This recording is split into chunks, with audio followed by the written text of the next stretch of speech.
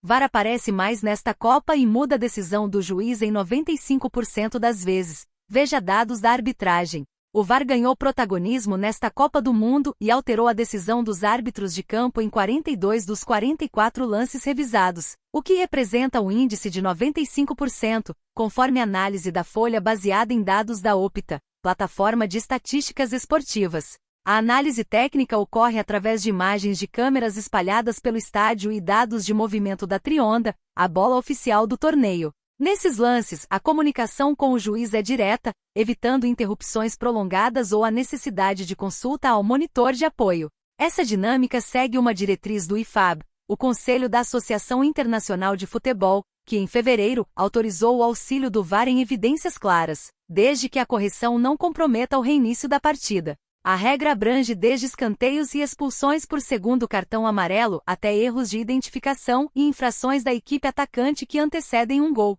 Um exemplo prático ocorreu quando a seleção brasileira teve o que seria seu segundo gol contra a Escócia anulado. Os árbitros de vídeo identificaram uma falta de Vini Júnior no zagueiro Jack Hendry. De fato, a revisão do VAR manteve a decisão original do campo em apenas 2 ocasiões durante a fase de grupos. Uma delas envolveu o cartão aplicado ao paraguaio Almiron, aos 47 minutos do primeiro tempo contra a Turquia, após ele cobrir a boca ao conversar com o lateral Muldur. O episódio foi emblemático por marcar a primeira aplicação da chamada Lei Vini Júnior, que proíbe o gesto de cobrir a boca durante trocas de palavras com o adversário. Em termos estatísticos, a Inglaterra foi a seleção que mais sofreu com as revisões, 52, seguida por Canadá, 49, Haiti, 44, Marrocos, 44 e Estados Unidos, 44. Além da arbitragem, o tempo de jogo também tem chamado a atenção. A fase de grupo somou 784 minutos de acréscimos, segundo a Opta. A contagem da Folha considera o tempo estipulado pela arbitragem, e não o período real decorrido. No duelo entre Gana e Panamá, por exemplo, contabilizaram-se os 6 minutos determinados, ignorando os quase 12 minutos que se passaram na prática. Esse tempo adicional, aliás, foi decisivo para a Alemanha diante da Costa do Marfim, em uma partida truncada na qual os africanos lideraram o placar durante quase todo o confronto. Os alemães buscaram um empate e garantiram a virada por 2-1 nos 4 minutos finais. Até o momento, o acréscimo médio por partida variou bastante. Desde os 5 minutos registrados em França e Iraque até os longos 15 minutos vistos em confrontos como Canadá e Catar, Senegal e Iraque, e República Democrática do Congo e Uzbequistão. É curioso observar como o futebol, um esporte que historicamente sempre se orgulhou de ser uma paixão humana e passional, tem se transformado, ano após ano, em um laboratório tecnológico de alta precisão, e a notícia que acabamos de acompanhar sobre o protagonismo do VAR nesta Copa é o exemplo mais cristalino dessa metamorfose. Quando falamos de nomes como Vinícius Júnior, que aparece aqui como pivô de uma decisão crucial, estamos falando de um atleta que não é apenas um jogador de futebol. Ele é o símbolo de uma geração que vive sob a lupa constante das câmeras e das novas diretrizes da FIFA. O Vini Júnior, que nasceu em São Gonçalo, no Rio de Janeiro, e deu seus primeiros passos no Flamengo antes de se tornar uma das maiores estrelas do Real Madrid e do mundo, sempre carregou essa aura de polêmica e genialidade. Sua trajetória é marcada por uma ascensão meteórica, saindo da base do rubro-negro para o topo da Europa, acumulando títulos de Champions League e sendo protagonista em clássicos mundiais, mas, ironicamente, é essa mesma visibilidade que o torna hoje o epicentro de discussões sobre comportamento em campo. A chamada Lei Vini Júnior, que mencionamos na notícia, não é algo que surgiu do nada. Ela é o reflexo de um histórico de embates que o jogador enfrentou ao longo de sua carreira, desde provocações em campo até episódios lamentáveis de racismo na Espanha que mudaram a percepção global sobre o papel do atleta no combate ao preconceito. Quando o VAR anula um gol do Brasil por uma falta dele, não estamos apenas olhando para uma infração técnica. Estamos observando o choque entre o estilo de jogo aguerrido e a frieza de uma tecnologia que não perdoa a intensidade.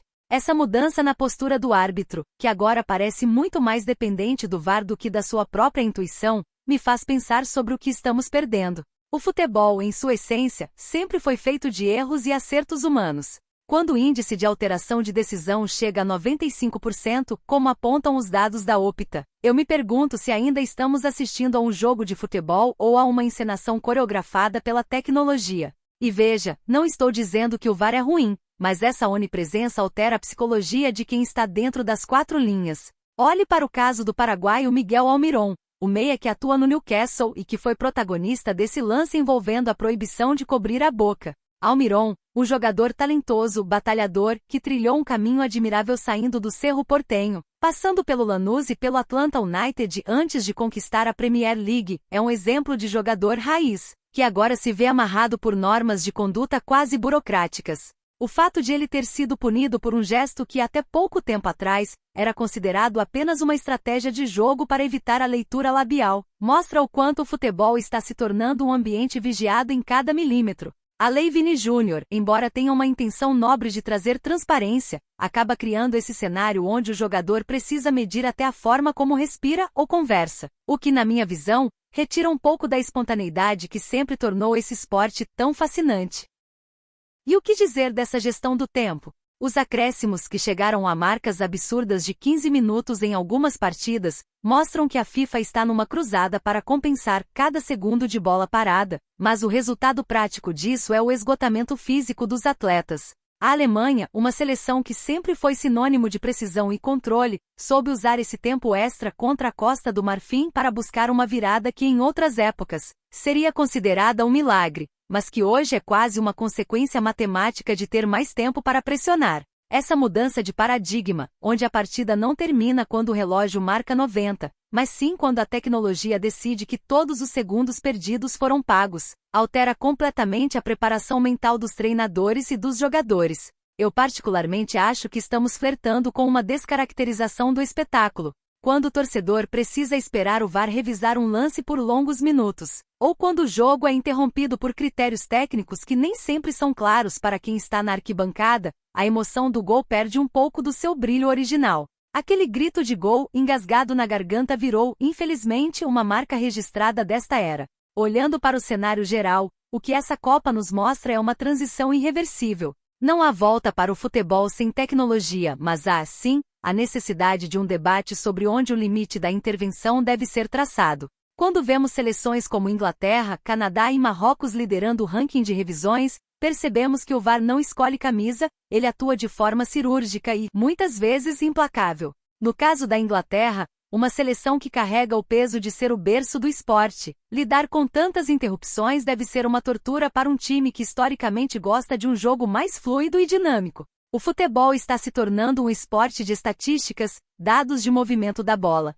Essa tecnologia da trionda que rastreia tudo, e decisões tomadas em salas climatizadas, longe do calor do gramado. Eu, como um entusiasta que cresceu amando o futebol justamente pelas suas imperfeições, sinto que estamos vivendo um momento de transição cultural. O futebol de hoje é mais justo? Talvez. Mas ele é mais emocionante? Essa é uma pergunta que cada torcedor, ao ver seu time ser prejudicado ou beneficiado por um VAR que nunca falha, vai responder de uma forma diferente. No final das contas, o que essa análise nos revela é que a tecnologia resolveu o problema do erro, mas trouxe o desafio da alma do jogo. Resta saber se o torcedor está disposto a trocar a paixão pelo perfeccionismo ou se, em algum momento, a FIFA terá que repensar esse excesso de zelo em prol de um espetáculo que, acima de tudo, precisa ser vibrante. É um novo tempo, uma nova forma de jogar, e gostando ou não, teremos que nos acostumar com esse futebol que, para o bem ou para o mal, é ditado por algoritmos e câmeras de alta definição.